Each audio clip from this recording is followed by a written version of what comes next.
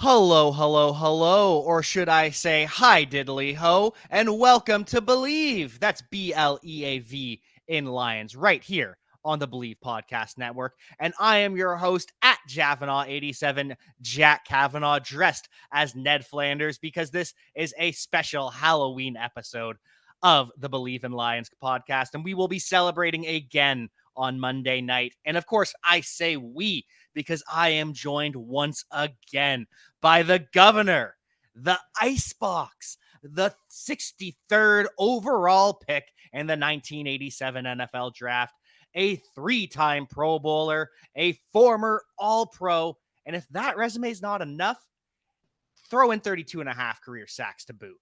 I am joined once again by Jerry Reckenball. How's it going, Jerry? Everything's good. How you doing, Captain? Oh, I am great as always. It's always a good time talking to my friend Jerry Ball. You know, how can it be bad? Hey, well, listen, I appreciate having the opportunity to join you again and talk a little Lions football. And hopefully this week gonna be a special week for us. We'll get our chance to get that first win. I'm hoping so. I'm thinking so. I truly believe that the Lions are going to win this weekend on Halloween. And so, are you getting ready for Halloween? Does Jerry go trick or treating with the family? Well, actually, I'm not going trick or treating, but we are going to the pumpkin patch tomorrow. Ooh. Now, my daughter has already told me that they're going to dress up in some aspects of football. And so I'm looking to my granddaughter's going to be a cheerleader. I think my grandson's going to be a football player, and they're going to dress up as referees. That's going to be how her family is. I don't know what my other daughter and grandson are going to do, but I will tell you, they're gonna get some candy because Pop gonna go buy plenty of candy to make sure that they eat some candy. But shh, their parents don't want to know that. And of course, the grandkids will be sharing with Pop because Of you got to course, share candy, right? exactly. One, at least one. Well, two. What's Jerry's Ball's favorite candy? Man, actually, my favorite candy is a Jordan almond. Hmm. And then after that, it would probably be Boston baked beans, but it's too much sugar and stuff. And then if I was just eating a chocolate, it would be a turtle, the little chocolates with the nuts in it. I'm a nuts guy. The turtles are great. And you know what else is great? BetOnline.ag. Going to be spending some money over at BetOnline this weekend with the Lions getting their first win. I see the line was, I think it's around three and a half, something like that. I am going to definitely take my bet to bet online, and I'm also going to place a bet on SMU. We're playing good ball in college. That's my college and stuff. And hey, no better place than bet online to place my bet and stuff. So for college and pro. Go Lions, go Mustangs, and go to betonline.ag, a new web interface for the start of basketball season with more props, odds, and lines than ever before. BetOnline remains your number one spot for all the basketball and football action this season. Head to the new updated desktop or mobile website to sign up today and receive your 50% welcome bonus on your first deposit. Just use our promo code Bleav50. That's BLEAV 50 to receive your welcome bonus. For basketball, football, baseball postseason, NHL, boxing, and UFC, right to your favorite Vegas casino games. Don't wait to take advantage of all the amazing offers available for the 2021 season. Bet Online is the fastest and easiest way to bet all your favorite sports. Bet Online, where the game starts. And before we start this game, we've got Tom Brady throwing 600 touchdown passes, and the ball goes to a fan. Now, ultimately, the fan gives the ball back, and in exchange, he gets two jerseys from Tom and a helmet. He gets a Mike Evans signed jersey and his game-worn cleats, a $1K credit to the Bucks team store, 2 season tickets for this year and next, and a Bitcoin, which is about $58,000 at the time of research. So some thought he could get about $500,000, $500K for the ball. Was it worth returning it? And does Jerry Ball have any memorabilia that he would exchange for season tickets to the Bucks? Well, I would tell you this. I think the fan did an honorable thing in one, giving the ball back there at the stadium. Most would have probably taken it home, because it is a keepsake, for what it is. Now, as it relates to what the value is, that's subject to the value the person is willing to pay. You know, for Tom Brady, 600, touchdown ball. That's a monumental number. So having that ball for him was worth that for him. For me, I would have said, hey, well, look, check this out. Just put it in your window and I'll drive by and look at it every now and then. Every night before bed? Yeah, well, not every night, but here and there. Anytime that I want to reminisce on a monumental, mark, I'll come peep in your window and see if it's still there. I like that idea. Great plan. And so Tom Brady, a lot of people think he is the best NFL player. ESPN was talking about it today. Dan Orlovsky, former Lions quarterback, who we all remember running out the back of the end zone, but we won't talk about that. He thinks that Tom Brady's the best player in NFL history. Marcus Spears, the former Cowboys lineman, says Lawrence Taylor. Who does Jerry Ball say as the best player in NFL history? Again, that's all subject to perception of, what you're looking at. Is it, the position they played? Is it the era they played? I would say that Tom Brady has amassed the most decorated career than anyone else. Now, whether or not he's the best player isn't really, to me, fair to even debate, because of the simple fact that it's not his physical attributes that you're comparing to a Barry Sanders, or Reggie White, guys that in their own right could be the very best at their position, that could even say had a better career than Tom as it relates to play, but not in winning championships. Tom Brady has set himself apart. And I will tell you, what he did in Tampa is probably the most impressive thing that I've seen in the modern era. Because, I admired Steve Young for being able to take Joe Montana's team and win with it. You know why? Because normally another quarterback can't just step in and keep a team, with the momentum. You're looking at, a scenario where here's a guy that actually goes to a team that really isn't a contender, meaning top 14. And when he gets on the team, they become a contender because he's on the team. And then his play demonstrated that he was really a cut above, because he took an average team and made them better just in his presence, just in his playmaking ability. And in playmaking ability, I'm talking about the decision of where he's throwing the ball, not just that he can throw the ball. He's making good decisions. He's not hurting the team. He's giving the offense every chance to move forward, and he's putting the team always in the best position, or he throws the ball away. That is a good quarterback, and that's a great quarterback, actually. And that's what separates them apart.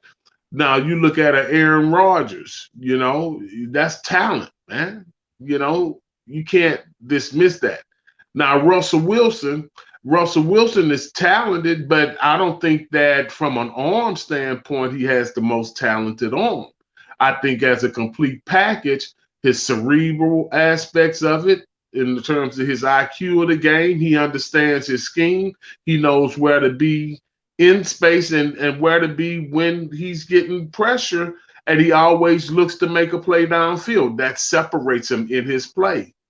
So I think Tom Brady has done that, but to say that he's the greatest football player, that's real hard to say. Just depends on what you're looking for. Is it the physicality? Is it the stats? Is it, touchdowns? You know, I would say certain things about certain players that are considered the best at their positions, and I could point to other players that I would say better than them. And then it would create an argument. But it wasn't a matter of what they did in their career from the stats. We're talking about who I feel would be the better receiver. Who's the better receiver? I personally feel Randy Moss is better than Jerry Rice. Whew. Yeah, but we're not talking about what Jerry Rice did in football. I'm putting talent against talent direct. I'm not talking about Jerry Rice playing with the 49ers, winning Super Bowls versus Randy Moss not winning the Super Bowl. That's not what I'm comparing. I'm comparing the athletic ability, the potential, what I can do with Randy Moss on the football field, running certain routes and things that Jerry Rice can't do. Like Jerry Rice can't run 4-3.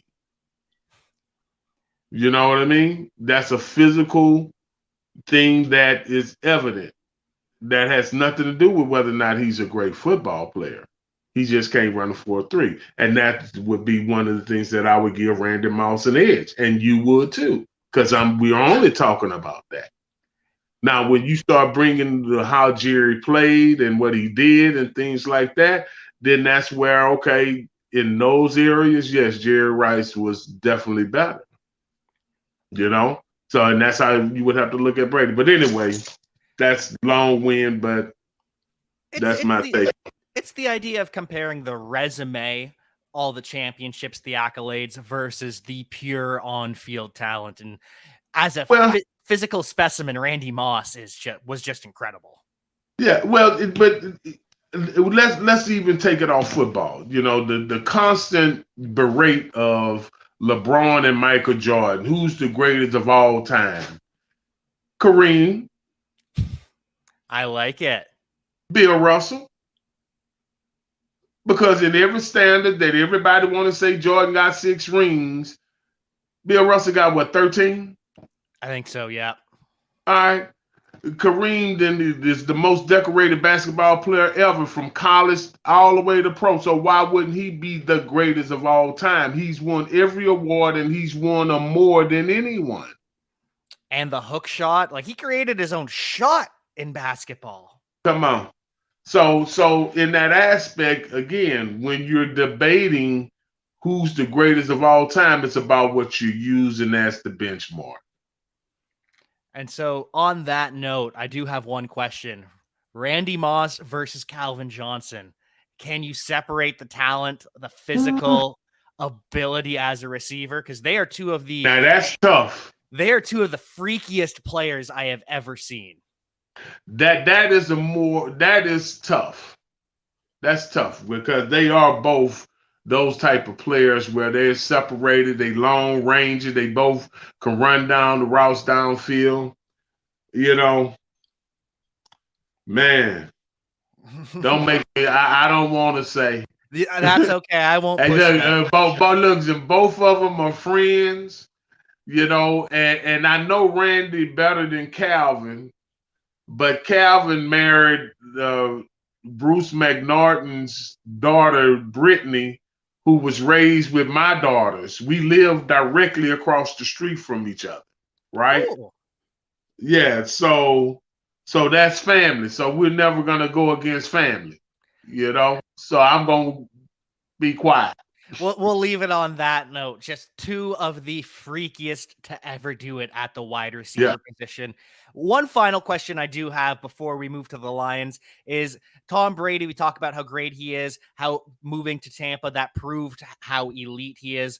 What about him versus Bill Belichick?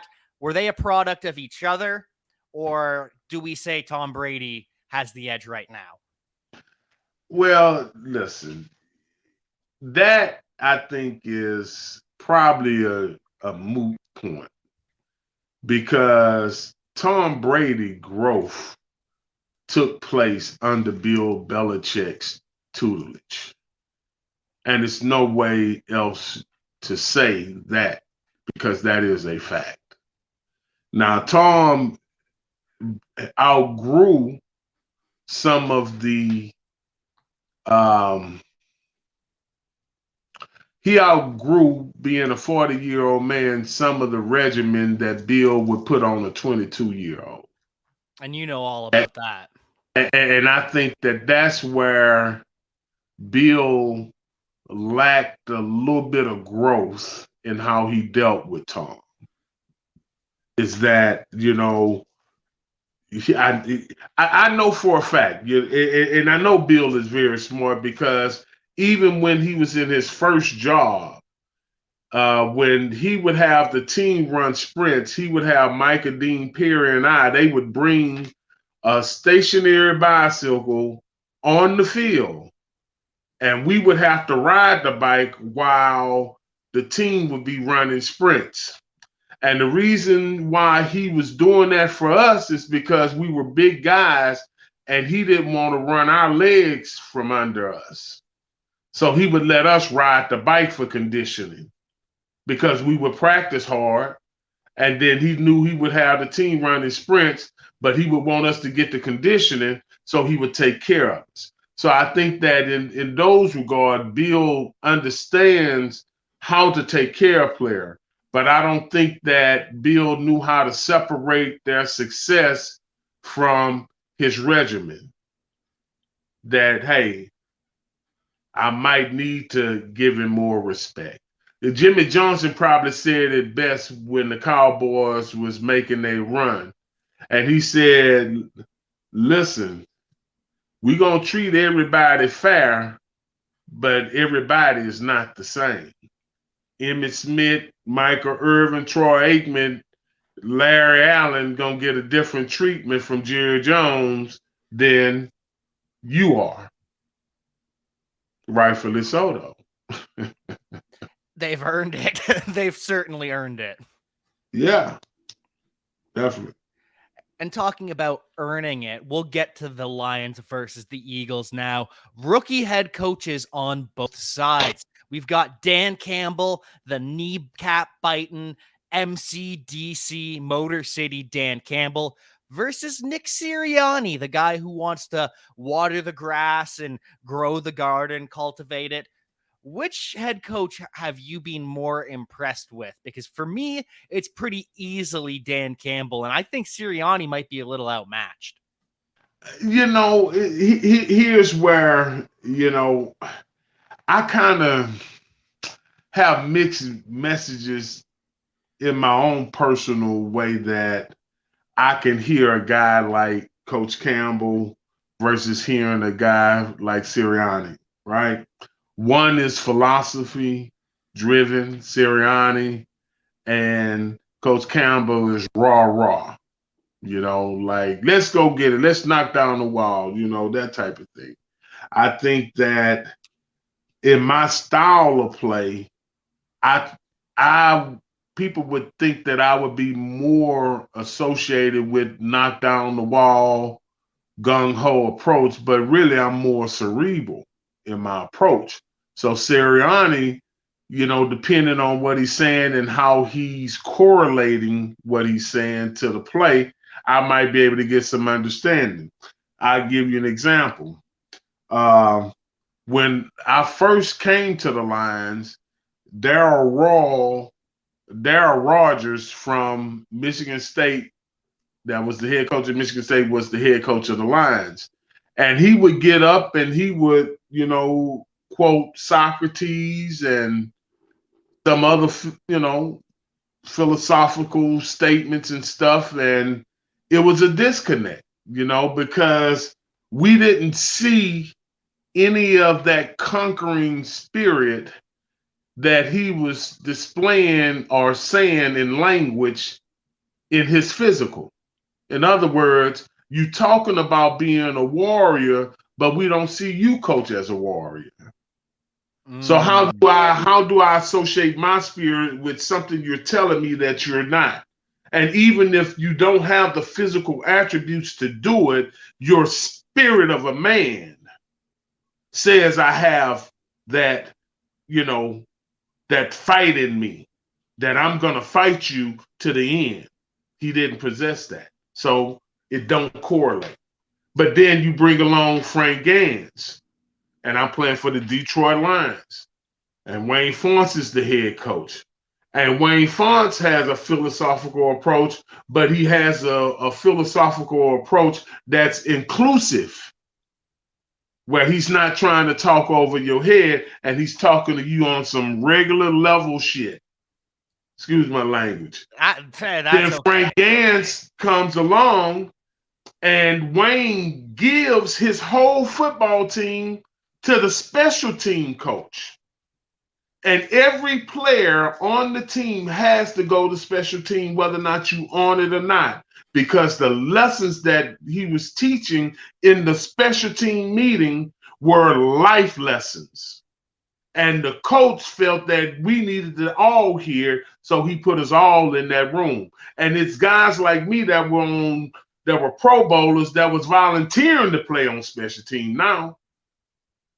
But he would teach and he would talk to us about military tactics. He would talk to us about Genghis Khan and the Manga Dai and how the training and the technical experts that they became as horsemen, that when they would ride their horse in full speed, they learned how to shoot their arrows with the hoofs off the ground where the horse would not disrupt the flow of the arrow.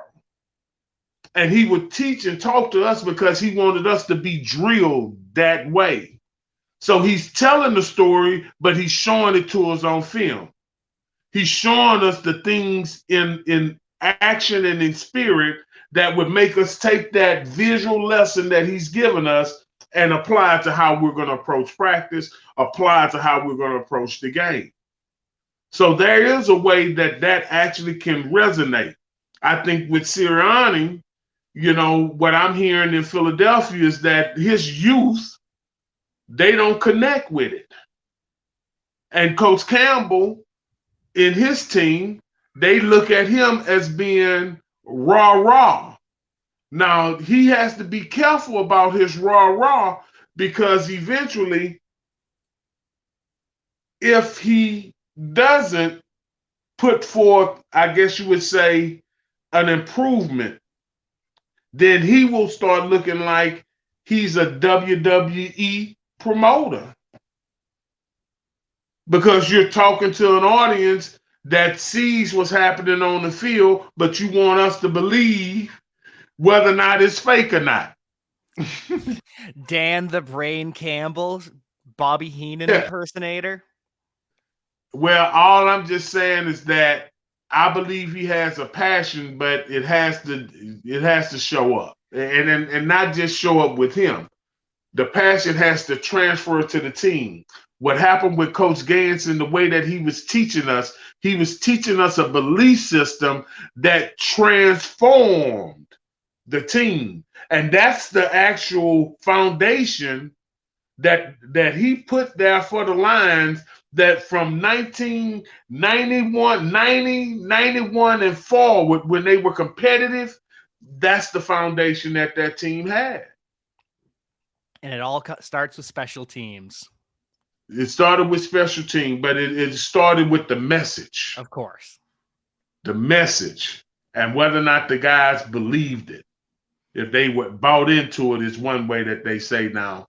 The guys buying into the system, the scheme, you're buying into what the coaches are asking you to do. In Philadelphia, that's the problem with Fletcher Cox, and we'll talk about that. He's not bought in on what they're trying to do.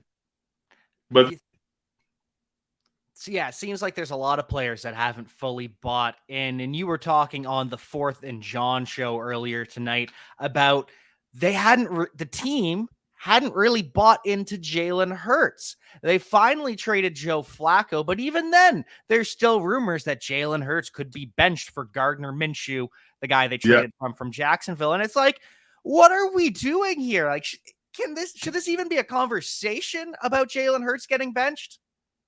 Listen, for me, for the last 4 or 5 weeks, I've really, even before the season started, they were already throwing dirt on Jalen in terms of like he was dead on arrival. And because they are in a transition with a new coach, new system, and all that, it seems that you would give this guy a better shot. But the reality is that, when you're not winning, then the quarterback is always going to have to answer for it. And because every team has to look to make their team better, you should always be looking for a quarterback and see what your option. But because Jalen is who he is and what he has done at the college level and the potential of what he can do, this guy can play football. They should be giving him more support, and they shouldn't have as many clouds over his head. Trading Flacco remove one, but this constant talk from Deshaun Watson to Tua to Russell Wilson, always a quarterback name is being mentioned with Philadelphia. And if I was he as a quarterback, that would be disappointing. I just don't understand it. He's performed. He's a lot of the time, he's the only reason they're even in games because he's going full hero ball, but it's not good enough for Philadelphia, apparently. And that's probably part of the reason why they're having trouble buying into it. They also shipped out Zach Ertz, one of the veterans from the team, scored the winning touchdown, I Bleav, in the Super Bowl. That's a big deal, getting rid of a veteran like that. Goes to the Cardinals, has a touchdown on National Tight Ends Day. So when is National Nose Tackles Day? We need a day for that. And should the Eagles be selling like they have been with Zach Ertz and Joe Flacco and getting rid of these guys? Well, I think every day should be a nose guard day. We're very needy. We need reinforcement. We need to be patted on the back. I mean, so every day, come get my chin up. Well, if you need that, if you're needy, I am more than happy to pat you on the back. That's why I do the whole introduction, make Jerry look good. Well, maybe needy ain't the word that I should put forward. Um, I'll come up with something for it a little later. But you were saying that the Eagles as a team and Jalen Hurt, should be able to, I guess you would say, come in and play some competitive ball with him at the helm.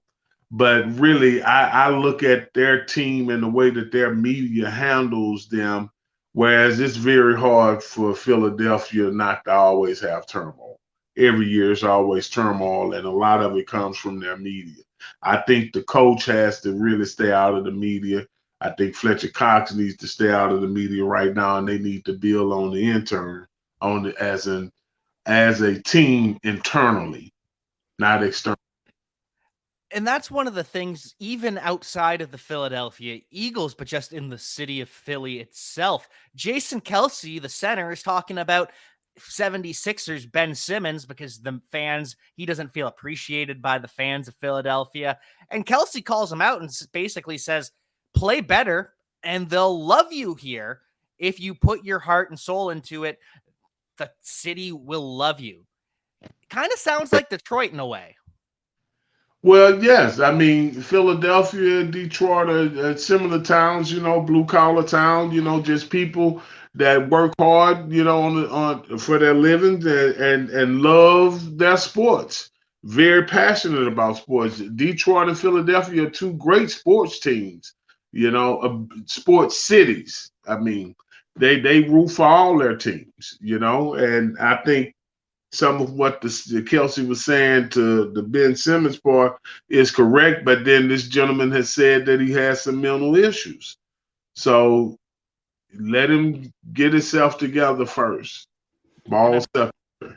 and I'm sure the Philadelphia media isn't helping with some of those mental health issues with the pressure that they put on you. Oh man, listen, Philadelphia media is notorious. Believe that.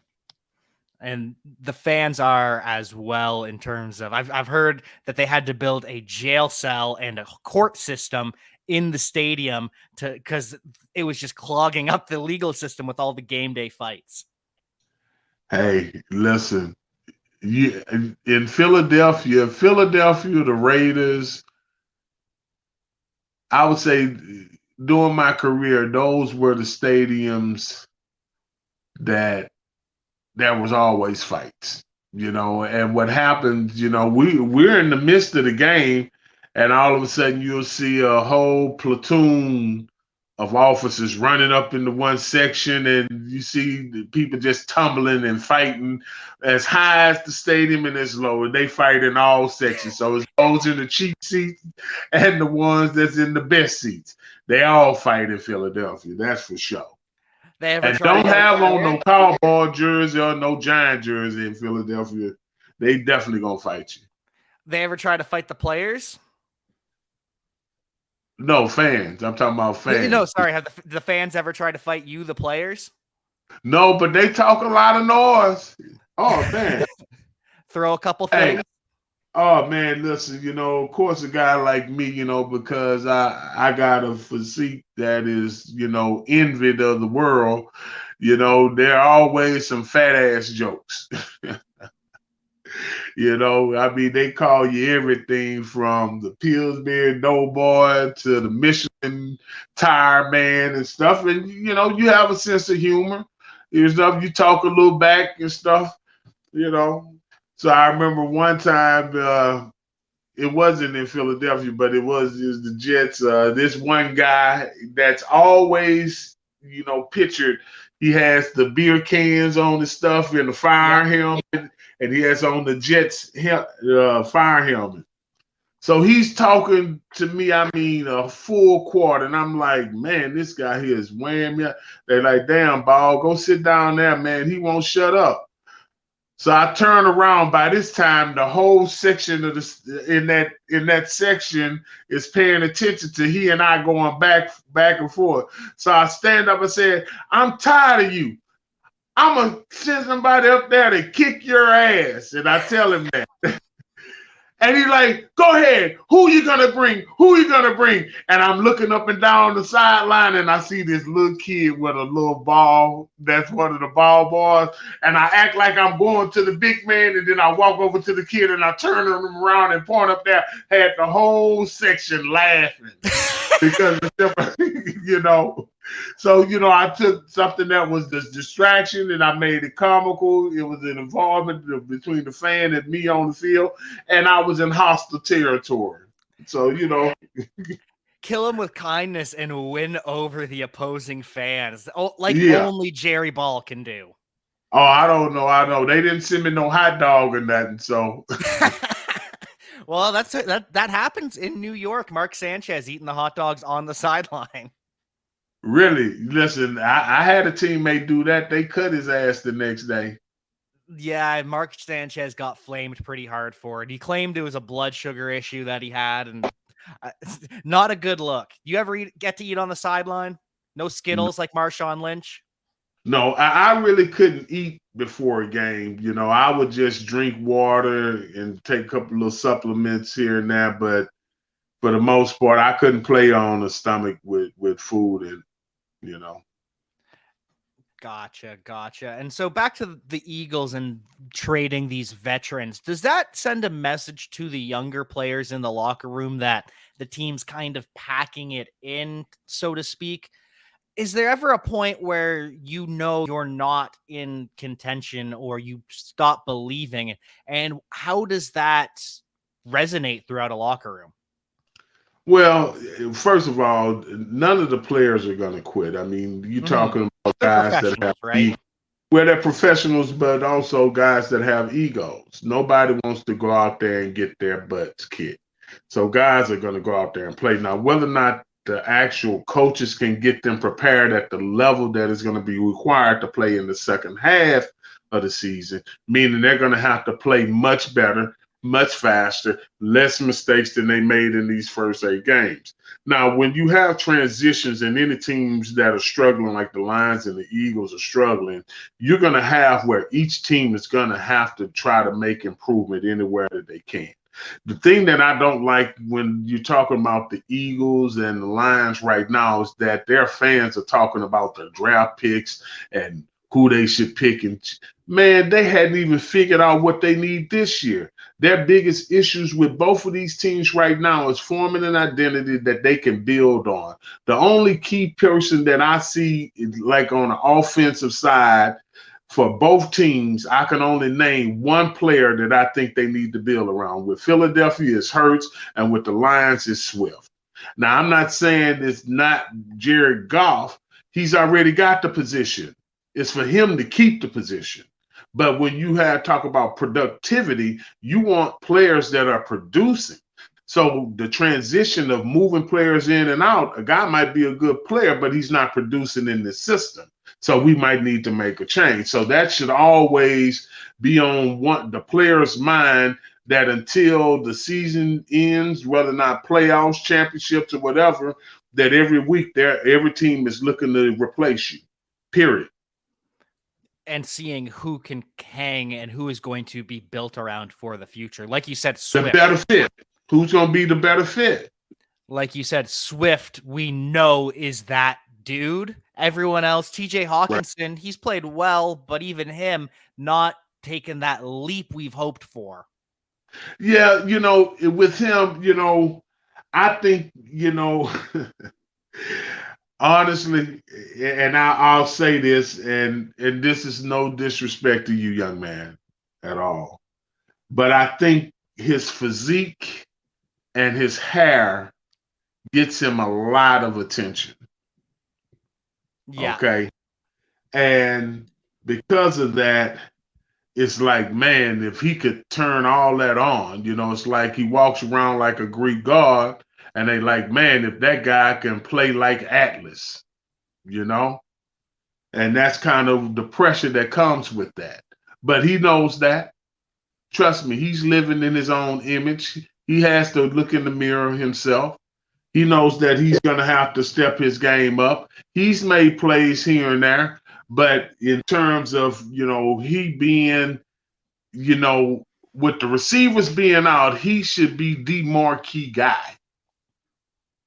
That's what the expectation was, is that it would give them a better chance of making him that feature tight end that they want him to be. And instead, he's kind of being just a piece of the offense, not the focal point like we were hoping. Right. So that when they did put better receivers around him, now you got a triple threat. You got your tight end that runs route as well as Gonzalez, whereas Gonzalez was a tight end, but your ass had to cover him. A receiver in a tight end's body. Exactly. Essentially. And so this is going to be a reunion for quite a few people this weekend. The Lions' right guard, Hal Vaitai, he played for the Eagles for years. His O-line coach, Hank Fraley, played for the Eagles. Running back coach Deuce Staley played and coached for the Eagles. He ended up leaving when he was passed over for the job by Nick Sirianni, so there's probably some hard feelings there. And then special teams coach Dave Phipp, who had a great game last week on special teams. He was with the Eagles from 2013 to 2020. So does this kind of cause something in terms of, do coaches know secrets from their old team, or is that just a made-up concept in the media?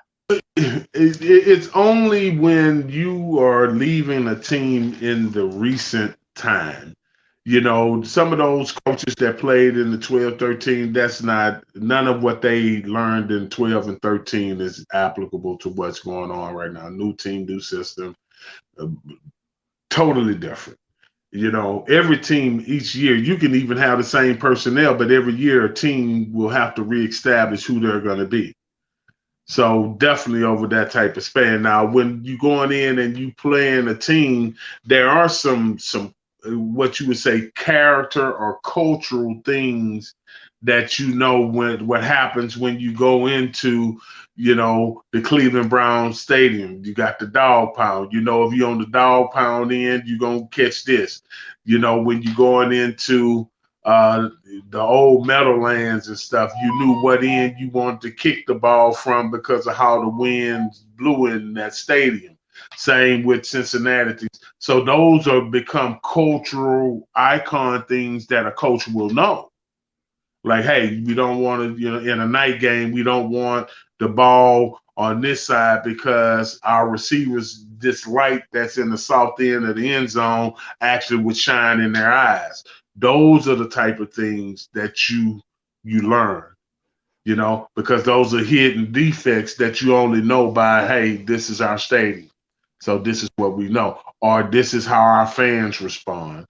Or, you look at, like, you go to Kansas City and everybody in the city is wearing red, you know, and that's a cultural thing, but it's one that transcends to the game because on Friday, everybody's wearing red, you know, and that's how they rally around. But that gives the players the understanding while they're going through their lives on Fridays and Saturdays and spending a little time with their family, everybody wearing red is supporting them. So that's giving you that extra. So players that have played in Philadelphia or played in Detroit, they know the cycle of what happens in the community around these games and stuff. So that they'll know. But strategy, very hard unless they was on that team in the last 2 years. Is there any tips that Jerry Ball picked up from Detroit leading up to the game? Well, the only tip that I would say that really matters is that one, they get the ball in Swift's hand as many times as they can. And that, the defensive line try to keep Jalen Hurts contained and don't let him get outside to throw downfield. That's what's going to help him. Those are some pretty good tips. And those are the kind of tips that the Lions are getting from their coaches, which a lot of former players, which is something that I don't know if it's ever happened before. We've got Dan Campbell. He was a tight end in the NFL. Anthony Lynn played running back. Running back coach Deuce Staley played running back. QB coach Mark Brunell played quarterback. Wide receiver coach Antoine Randall was a wide receiver in the NFL. Aaron Glenn was a corner. Outside linebacker coach Kelvin Shepard was an outside linebacker. Like, these guys all have played. Does that make you a better coach inherently, or is that something that we're still figuring out? Well, let me say this. A player that has played and had some success on the field has a perspective that's very hard to gain. Um, there are coaches that from scheme like Belichick that have taken football and mastered the strategy and the scheme of placement of alignment, angles, strategies, and stuff like that. That's a different skill set in it, I feel. Now, when you have a guy that has played the game and has the cerebral ability of being able to teach the game technically, teach the scheme like a Aaron Glenn, and be able to really tell the guy, hey, this is what you're going to see. This is what it looks like. This is what you should feel.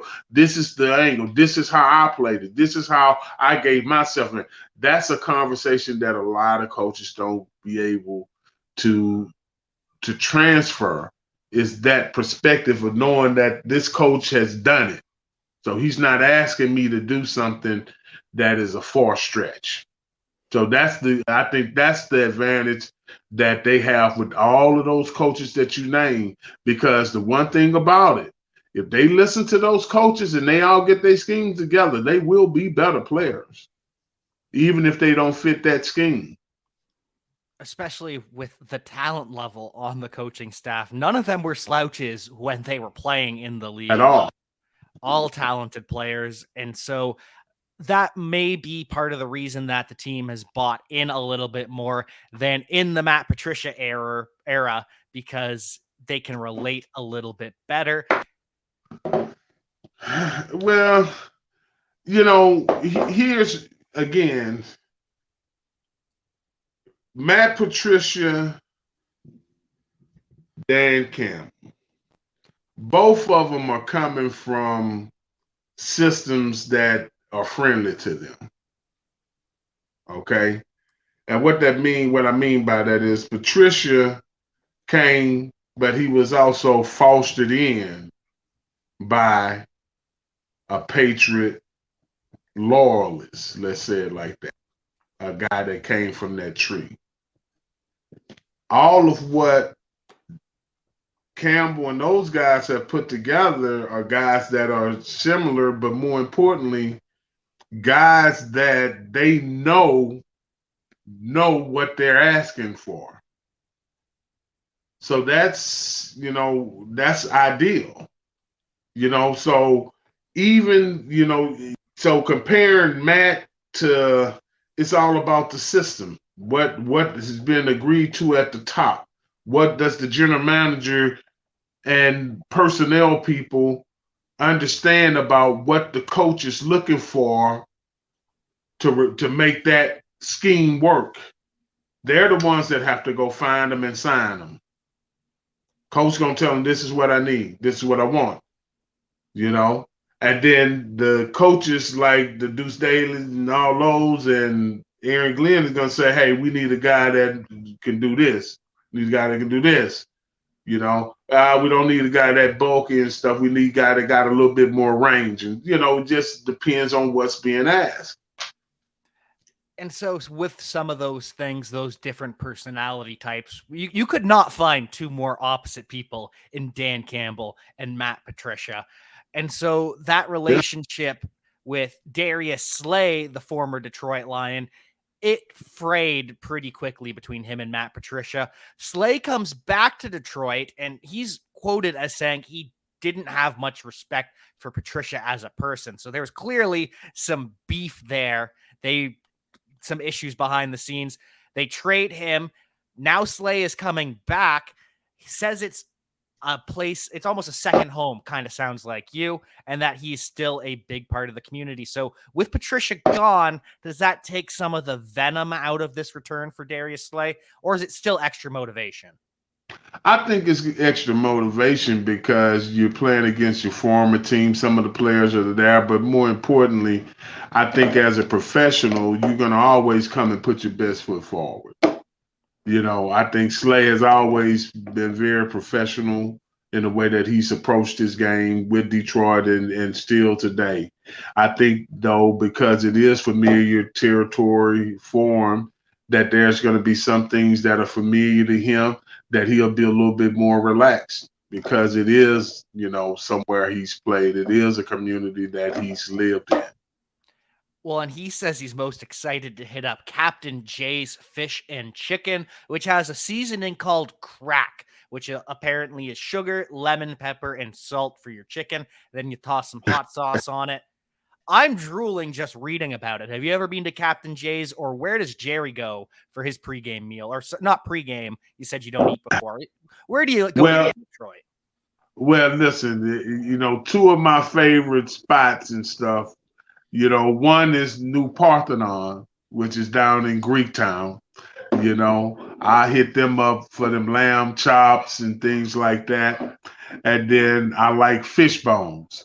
Fishbones is like one of the type restaurants that you'll get down here in the Texas, Louisiana region with the fried fish, seafood platters, the jambalaya, the boudin, shrimp creole, all that good stuff like that. I've actually been to Fishbones, and I agree. It is phenomenal. I went before my first NFL game. It was Kurt Warner and the Cardinals with Anquan Bolden, Larry Fitzgerald, Beanie Wells back when they were just off the Super Bowl. And we had Fishbones before. It was a great day. Yeah. That's a good one. That was a great day. So make sure you stop in at Fishbones next time you're in. Or what was it, Parthenon? New Parthenon. Which is right around the corner. It's in Greektown. This is, Greek restaurant. Make sure you hit up both of those when you go to Detroit. I wonder where Fletcher Cox is going to be hitting up in Detroit, or maybe he stays in Detroit because it sounds like he's not too happy. He's been in the conversation as the best DT outside of Aaron Donald. He and Cam Hayward are two of those guys fighting for it. What do you think about Fletcher Cox right now? Well, I think Fletcher is in one of them inflection points where he has to understand where he is in his career. He has made some comments as it relates to the scheme, and what they're asking him to do is unlike the things that he's been, doing in the past, which is mostly rushing the passer and trying to get a sack. They're asking him to be more of a team scheme player than a sack master, and he doesn't really like that. But then there's also understanding the scheme, and then understanding also that as you get older, you may not be able to do some of those things. But he feels that he's going to be, a pass rusher, and it's stopping him from being able to do what he do best. And so is that an alignment thing? Because he's played a lot of three tech previously.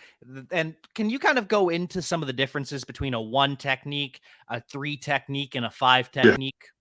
Yeah. All right. Well, first, the one technique is lined up over the center, and he's actually on the shoulder pad. That would be considered the one. All right. And then the three technique would be the right. If you lined up in front of a guard, it would actually be your left, but it would be his right shoulder. The edge would be considered the three. That's the numbering system. And the five is the outside shoulder of the tackle. And that goes both directions along the line. So one is over the center, three is over the guard, five is over the tackle. Now, when they move you from a three technique normally doesn't do anything but hit that gap, meaning try to run through the gap, and they are just trying to stop him from making penetration. That's primary. He's not really being asked to do much. But that one technique, the guy that's over the center, he's being asked to not allow that center to have a free release and go up to the linebacker, but he still has gap control. So he's kind of playing what's called the 34 and a 4-1, 4-2, 4-3 defense at the same time.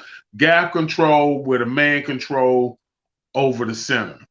So what they're asking Fletcher to do is be more of a man control player, and he is the secondary support versus being the primary.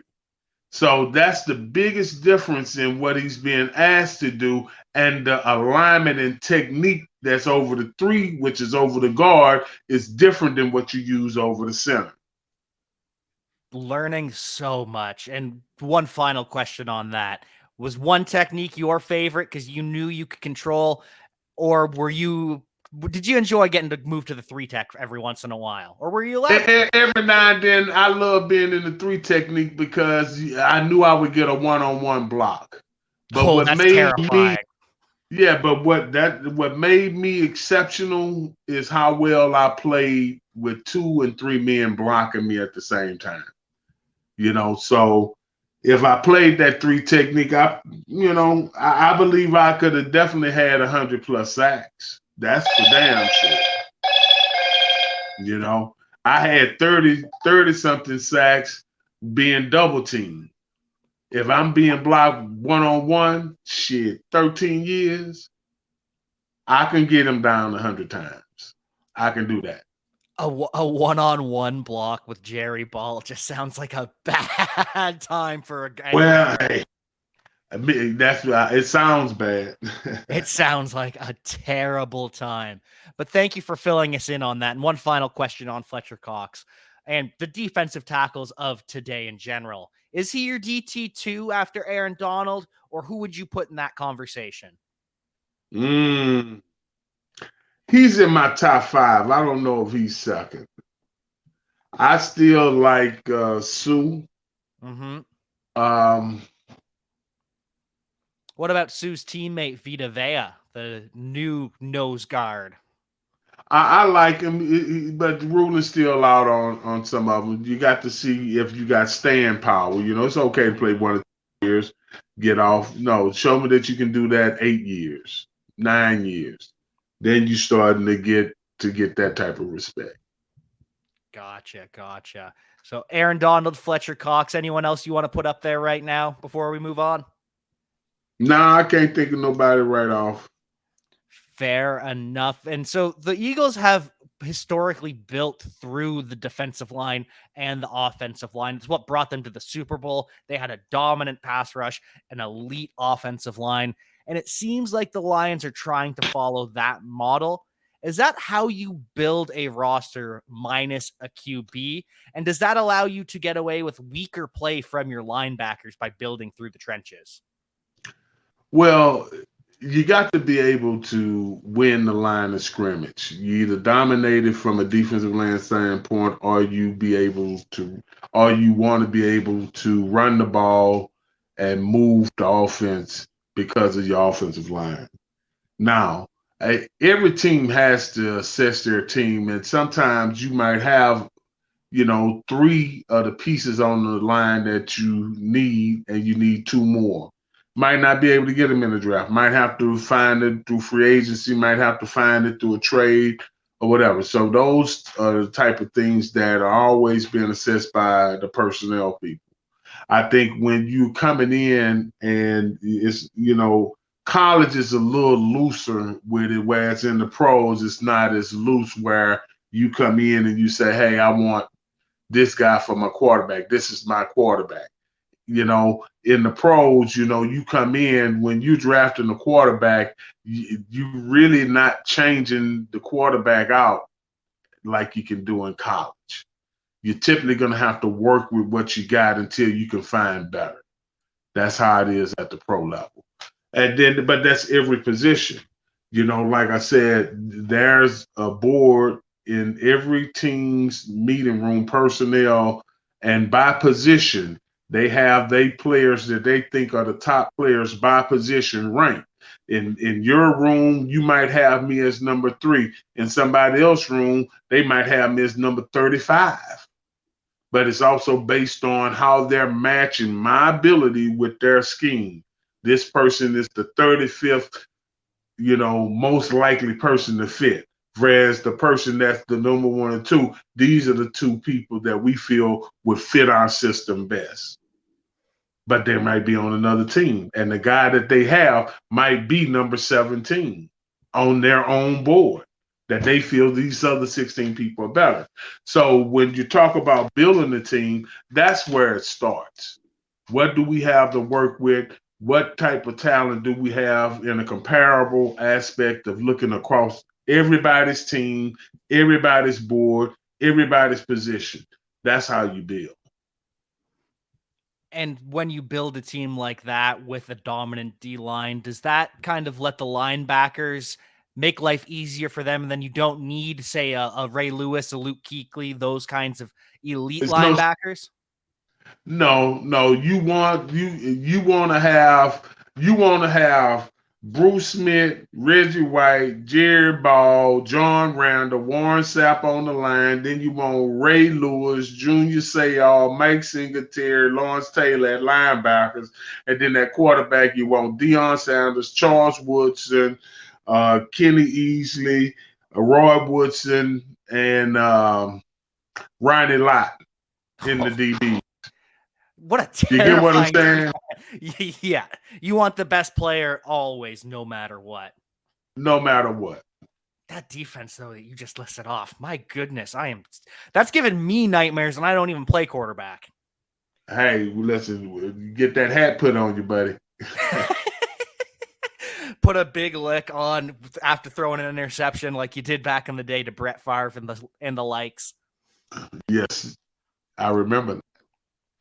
And so, moving on to back to DeAndre Swift just for a second. He is the 8th player in NFL history to hit 700 rushing, 15 touchdowns and 700 receiving yards. He joins running back Barry Sanders and Billy Sims as the only players in team history to post at least 1,500 yards from scrimmage and 15 TDs through 20 games. Does any of that matter when the team is not performing the way it should be? Like, it's nice, but does that even get talked about by the team?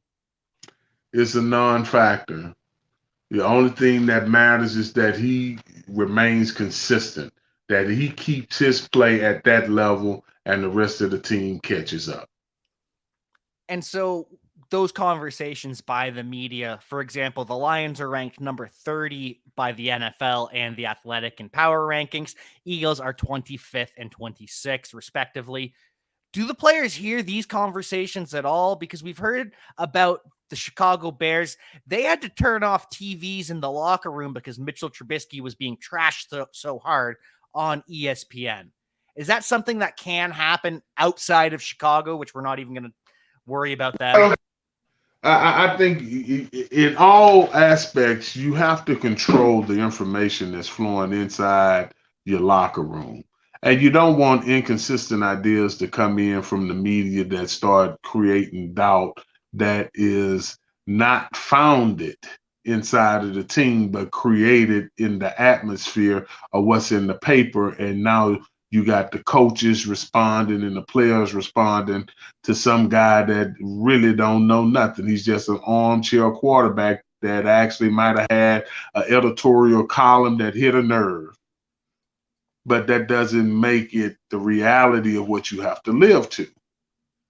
So when players and coaches and organizations, pay too much attention to the media, you'll find that those teams will make more mistakes now because, they're really responding because they think this is what's going to make the fans respond. And I would say that's been a problem with the Lions, even right now with how the Lions are trying to address some things.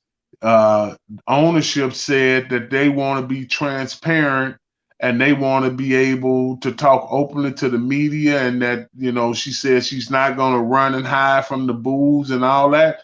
But the one thing that she never said is that she wants to be open and transparent with her current players and former players.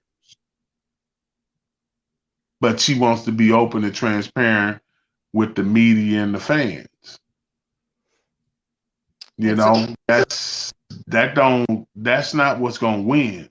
She needs to be open and transparent with her players, and then they will take care of the winning, and then her fan shit will take care of itself. Well, so what kind of conversations does she need to have then? Sorry for interrupting you there. Well, I think, first of all, she needs, which she may have had, I'm sure she's came to the team and told them of the change and that they want to win and all that. But here's one of the things that the Lions do that is insulting to the players. On no other team have I ever seen this done. The Lions, during their pregame, will have the players line up, they're gatherers on the sideline in the area based on the NFL rules. But what they do is they put a rope up when the forwards are coming on the field, almost like a pageant, and the queen is walking by or driving by on the cart, and they're waving at the players and the fans. Now, you have to understand that the players are not your fans, okay? And that player appreciation would be felt more just by you simply stopping and shaking a player hand that you don't know who this player is. You don't know his name. You just know he played for you. That's how they visualize a whole bunch of players that are alumni players in jerseys. And they'll know, Mike, They'll know me. They'll know Barry. They'll know Eddie Murray. They'll know Lomas and a couple of. But for the most part, if you wasn't a marquee player, you're just a number. But they create that separation as if you're not a part of her. You're not a part of the Lions because you have taken a rope to say that. And what's the irony is that it's only the area where the players that are roped. It's not a rope over on the other side. It's not a rope down there for the other side of the bench. And they'll drive her by. Well, Miss Ford, but they'll drive her by, and then she stops, and then those that they allow to talk to her come talk to her. But all the rest of the players, they're looking at her like they looking like cattle looking on the outside of the fence, like, wow, that green that pasture greener over there. But it's little things like that that they don't even understand how insulting that is. No other owner does that. Look at any TV production. You go look at any game. You follow their owner, and you see if there's a rope that has their players corralled so that they can't walk up to the owner. Well, you see guys like Mark Davis and Al Davis, who you played for, they're yucking it up with the players. They're having a good time. Every owner. Jerry Jones, like, yeah. Every owner, because it's their opportunity to also. But again, that goes to how, if you working at Ford Motor Company and they have an executive office that because you might be a guy that's at a lower level, you can't even go up to that floor. Okay, but you might have a solution that saved the company $5 billion, but you're not allowed to go tell it to the decision maker. That's very similar how the Lions are, in terms of some of the information that they need to hear naturally from the player, not someone trying to interpret what they're saying so that they take back and put their spin on it. And you could even look with Chris Spielman now being at the right hand of the owner, has her ear, right? But there are things that Chris Spielman will see and things he will not see. So if he's not talking to other players to give him a well-rounded perspective, then he'll be like the others, making decisions in a vacuum, trying to get a team motivated that don't feel you're respecting us enough to even hear our opinion about what you're asking us to do. So he has to be careful too.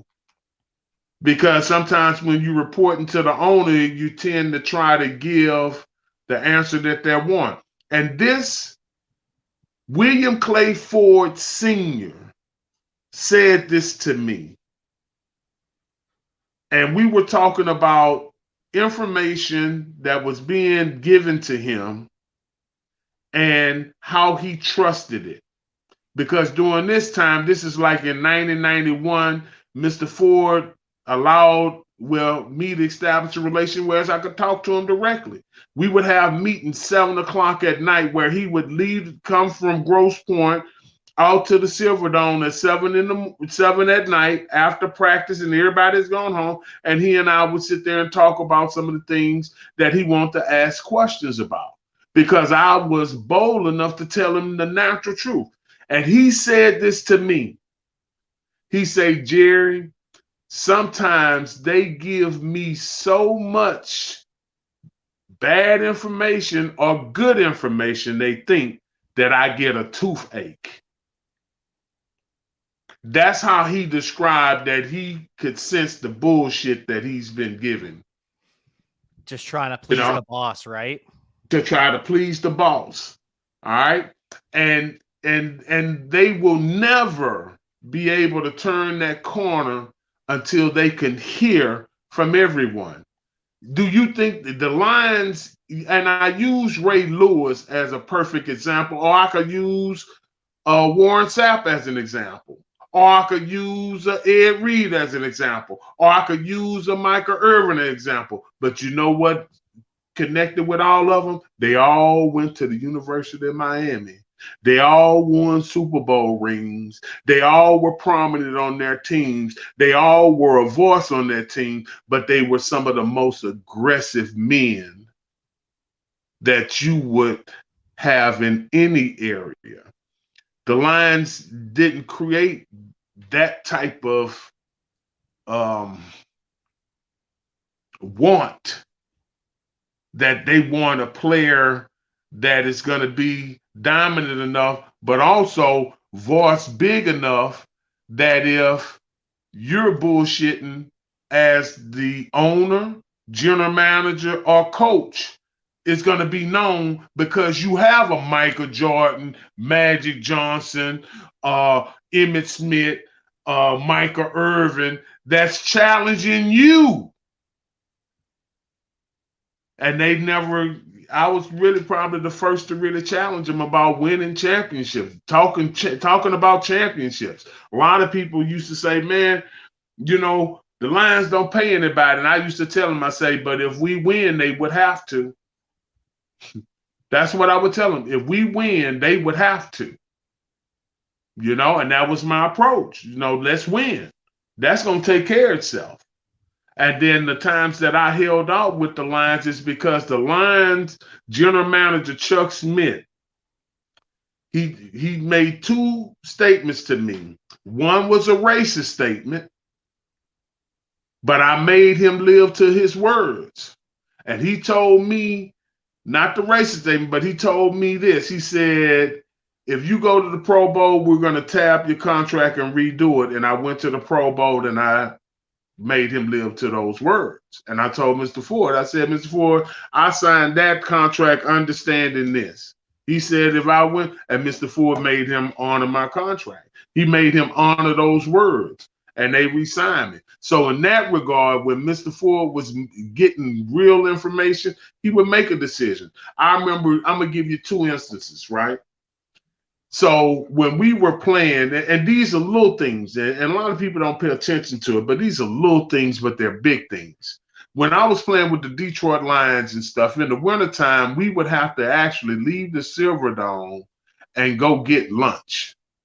So it wasn't no Uber Eats, it wasn't none of that. It wasn't no restaurants right around the corner and stuff like that. We had to literally leave. And the team did not provide any meals. But on other teams, the teams was providing meals. That seems so strange. Yeah, so check. So I tell Mr. Ford, I said, you know, Mr. Ford, there's some things that's going on across the league. It's very hard for us to sit up and listen to other players tell us how they're being treated, and then you guys feel that you guys are treating us first class, and you're really not. And he asked me, what did I mean? And I told him. I said, Mr. Ford, do you know we have to go get lunch? He didn't even have a clue that it was that type of scenario. So eventually they started serving us lunch because I was told, but he didn't know. This was another thing. So in the Silverdome, in the wintertime, we would have to park up the ramp at the same place where the fans would park for a game. So they had the ramp that we would have to walk down. So if it's snowing, sleeting, blizzard, don't matter. We got to walk up and down that ramp. So I was like, Mr. Ford, I said, reporters come here and they are no part of this organization, and you guys allow them to park at the door. And we are the reason why they're here. And we have to park and walk. Mr. Ford made them cut into the heel of the ramp and create parking spots so that we could have parking closer to the door. Again, things that Chuck Smith and those others, they not ever going to try to do any of that for us because they didn't care about accommodating and making it whereas the players wasn't burdened. All right? But Mr. Ford cared and he made those changes. And I'll give you another one. So one time, this was when we were going to the playoffs and we were going to play the Washington Redskins, and I had a chop block. And during that time, me and Mr. Ford probably got as close as any other time. And I was in his office one day, and he said, well, Jerry, what else did you think I could do? I said, well, Mr. Ford, honestly, I said, when we travel, like when we go out to the West Coast, we'll fly a plane and it will be so overloaded that it feels like we're about to fall out the sky when we over the Rocky Mountains. And he's like, what? And it would be crazy because other teams would fly DC-10s. And we're flying a plane with the team, the media, and it's got 3 seats on one side and 2 on the other. So it's not even as big enough as a Southwest flight. So Mr. Ford allowed us to actually, I ended up talking with the charter people at Northwest, and they gave me a plane and a cost, and I gave it to Mr. Ford. And when we left to go play the Washington Redskins in that national NFC championship game, Mr. Ford made sure we traveled first class. And I'll never forget the day that I walked up there to the airport and all the players looking at me and they laughing. And I'm looking at them because I got my headphones like, what? And Lomas Brown comes up to me. He's like, boy, you got them hot around here today. And I'm like, what you mean? He said, look. And I looked out there and I see this big plane. I'm like, what? He said, look. I'm like, what? He said, that plane. He said, yeah. Mr. Ford got us that big plane. He said, man, you got them hot around here. Now, it's not that I was doing anything against management. I was just telling Mr. Ford the things that other teams was doing that was making their players feel that they were appreciated. So from that perspective, based on how they choose to manage the situation now, it's almost Mr. Ford is Mr. Ford. So we know that Mr. Ford is not someone you just run up on, right? Same with Mrs. Ford. Same with the current owner. So no guy is out of their understanding of where they are. We've been in the environment. But the way that they do it, they make it whereas the former players feel that they're not a part. So when the active players see that, they already see how they're going to be treated. Or when a player like Calvin Johnson or Lomas Brown or Barry Sanders, who've been stellar Pro Bowl players for them, and they leave and have a team, when it comes to free agency, these other players are going to, well, they didn't treat Calvin right. Why they gonna treat me right? So those are just some things. And I know it's long-winded, but just needed to be said. I wouldn't say it's long-winded at all. I think that was a lot of good information, getting a lot of things that people needed to hear, honestly. And you've talked about the Detroit Lions being a feeder team for other teams. They grow the talent, their homegrown talent draft, and then they walk in free agency. And that has to be part of it, is they see the mistreatment and they don't feel heard.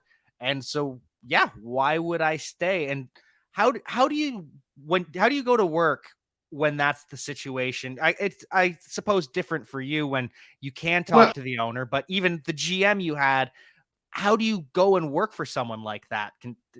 Well, it's hard. It's hard. I give you an example for myself. I'm actually active in the community, right? Mm-hmm. So that means I get a chance to meet the mayor and meet some of the same people. Well, some of these are the same people that's on the sports authority board, that's making the decision on the stadium and the whole nine.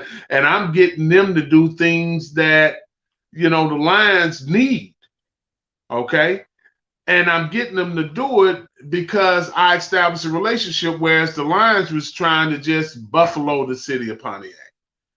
And the mayor and the people there, they were like, we'll work with them, Jared. Why are they taking such a hard stance? Well, what it was is that it was about buying the Silver Dome. I'll never forget this. And I got a price from the city of Pontiac for $65 million. The Lions built it for cheaper than that. Okay. And during that time, they were willing to give the Lions some of the revenue from the suites, which the Lions had no suite revenue. Now you say, well, Jerry, you a player. Why are you in that? I'm not in that. I'm in the Pontiac community doing community service. And I'm talking to the mayor and I'm talking to these council people that are telling me the issues. And I'm trying to tell them, man, it's a deal to be made. You guys just need to get in there. But again, it's one of those things where if the ownership don't get the information, they can't make the best decision. So the decisions get made with the administrators that's trying to keep information, and they make the decision and then give him the choice of the decisions that they made. So it might be 10 choices, but hey, we aren't going to let 3 of them make it to the table. So now Mr. Ford heard 3 decisions versus 10, which is by design, though. Because it makes because they don't want to, yeah, well, they don't, well, look at it like this, the type of people that they are, the type of lives that there are, they don't have time to really sit down and micromanage everything. They don't. But there are some key things that they can instill in their program that has to do with how they treat their players, with how they respond to issues. Because a lack of response is a response, but they don't see it like that. Like the lack of response to Calvin Johnson is a response. The lack of response to Barry Sanders over years is a response. You know what I mean? So those are the things that they don't really associate, and they just, they figure they can weather it, But in shit, I was drafted in 87, so in 30 years, the closest they got to a championship was when I was there. When they were listening to the players. Well, we had a committee. I tell you what, it was so bad with how the decisions were being made that Wayne Fonts formed a committee with the players so that we could actually give them our thoughts as a committee so that this is what the team is asking for, because it was that mismanaged by the Chuck Smiths of the world, And every player didn't have the same issue. Like Chris Spielman, he didn't have the same issue that Barry, Calvin, and myself had when it's time to negotiate a contract. Chris contracts got done. Those, there are things like that, like how does his contract is no problem, but then with Barry Sanders, is a problem. Why do you feel that is? Is there any reason? Well, I think it has a lot to do with the general manager. The general manager, I feel had some. It ain't feel. It's a fact. That he made a difference. The way he decided. And we can all get into he say, she say, and all that. It's things that the man said to me that I wouldn't have never thought an Anglo brother would have ever said to an African man. And it wasn't talking about me.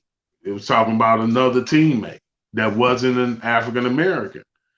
And I looked at him like, wow, this guy really thinks I'm ignorant that he would talk like that to me. He think this shit is about race. This ain't got shit to do about race. This has to do with me being the best nose guard in the game, and I'm fighting 2 and 3 men. That means that I'm being underpaid for the job, and I'm here to tell you, hey, I don't like this. But he made it, whereas he wanted to make it like it was a race thing, and it was not. And then the way that he would poke at him, I tell you, if I remember when Mr. Ford's son, William Jr. and we went and had dinner. This was Mr. Ford's last chance. Well, not last chance. This was Williams Jr., Bill Jr. chance to try to get me to stay. And I stayed. We went and had dinner and things like that. And the thing that I told him, I said, man, with everything that you're telling me that in 2 years I still have to go back and work with this guy. Every day that I go to work, I have to deal with him.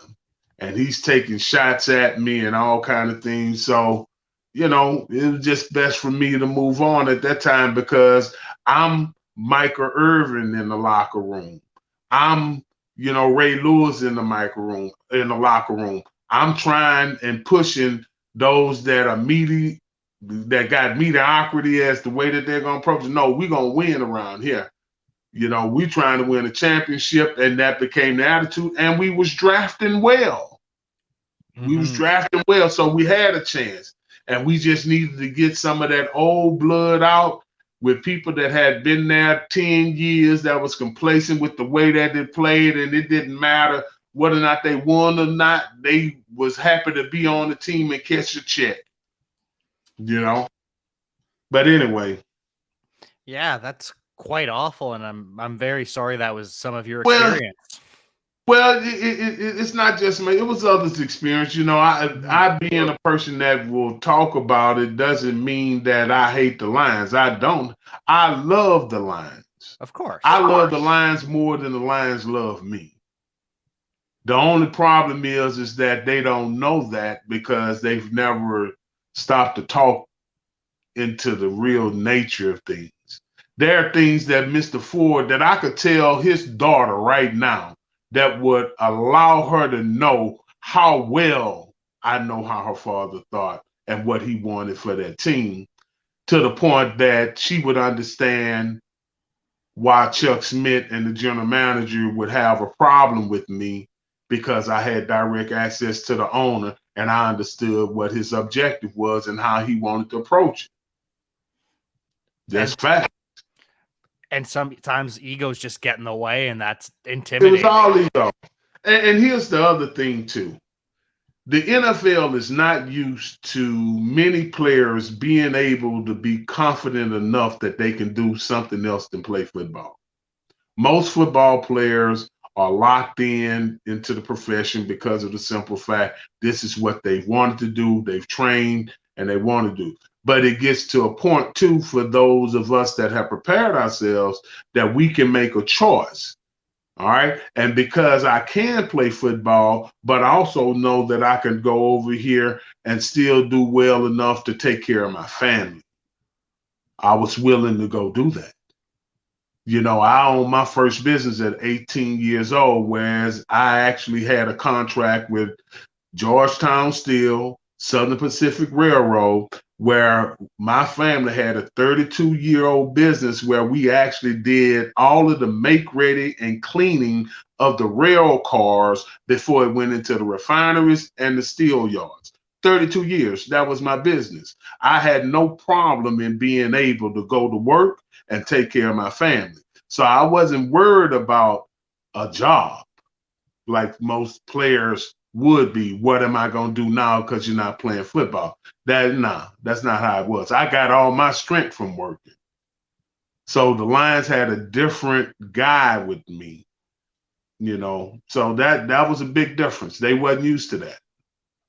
No, I can't only imagine. It sounds like they need more of that, more people willing to tell them how it is, and maybe start reaching back out to those former players and prove, hey, this is a new organization. It actually is different now. It's necessary. I do believe that they should do that. And honestly, the one thing that is true is that I know they don't know. I know they don't. Because the things that they repeatedly do shows that they don't know how to respond to adversity. And they don't know how to address certain things that are critical thinking issues that would make that organization 100% better, and it's not, but it's also not just with the Lions, it's with the league as a whole, and it makes it better for all. And it's not a black-white thing, it's really about humanity, truly about humanity. Treating players like people instead of cogs in the machine. Having those Well, conversations. it is what it is. You know what I mean? But the better prepared that a player is, the stronger it is he can take in his own position. Absolutely. Well, thank you for sharing all of that. It's a lot of things that needed to be said for sure, and a lot of things that people needed to hear. Absolutely.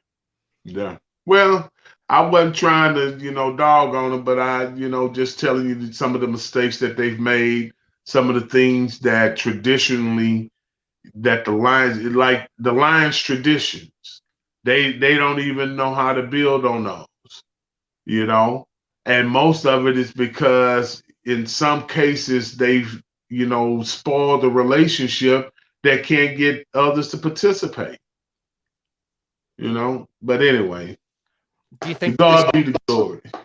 Do you think this weekend with Chris Spielman and having the alumni weekend, do you think that with the Ring of Honor is the first step towards that, or to be determined and we can't tell, it's too early? Well, I think it's to be determined. The few guys that I've spoke with, they feel that, it's definitely something that they expected would happen. But they do feel that they didn't do it justice because, you know, it's being done during the alumni week, but it's really not much participation from the guys that were with him. It's kind of like it's a way that they're doing it that's honoring him, but it would have been good to have the guys that actually were on the field with him honoring him. You get what Mm-hmm. I'm saying? So Yeah, that absolutely. it's inclusive. Now, could it be the catalyst? Yes, for ideas to start coming in that we can do some things better and to see what the retired players can do with the organization to help. Because, I remember one time the organization and I had a conversation and I was telling them, why don't you use the retired players to go into the elementaries and the secondary schools to introduce the kids to the Lions as an organization, but through some community service aspect. I said, and what happens then is that the kids' first experience with a professional athlete in the jersey will be such an impression that they pretty much will become a Lion from a child going forward until they see something different. I said, but that would be a great experience for a kid and, go forward. They didn't see that that's being necessary. I said, no, don't use the active players. Use your retired players. Those are the guys that have time. Let them go do it. Didn't connect. So one time there was, a group of retired players there in Detroit that had given out some turkeys during Thanksgiving, and they had wore their jerseys. And it might have came from the league, but the Lions, you know, person called the player that was one of the coordinators and asked them what were they doing, and he told them, hey, well, we were giving turkeys out on Thanksgiving and things like that. So it got some news coverage where they told them that they didn't want them to wear their jerseys. Really? Now, yeah, now think about that. Yeah. Think about that. Here I am as a retired player, as an example, if I was saying I was doing that. I wore this jersey as a player, and it's my personal jersey, and I'm doing charity work, and you're telling me that I can't do it because television said former Detroit Lion Jerry Ball and others were out giving turkeys away, and it looked like it was the Lions team doing it. Well, that's the irony of the hypocrisy. Because here's the deal: if Jerry Ball was to be drinking anywhere in America, and I get a DUI and they know who I am, ESPN gonna run dun, former NFL player, former Detroit Lion, former Raider, so they gonna identify me with a team. Mm-hmm. And then say Jerry Ball was stopped under the suspicion of driving under the influence. Move. But that's a bad story, and you will accept that.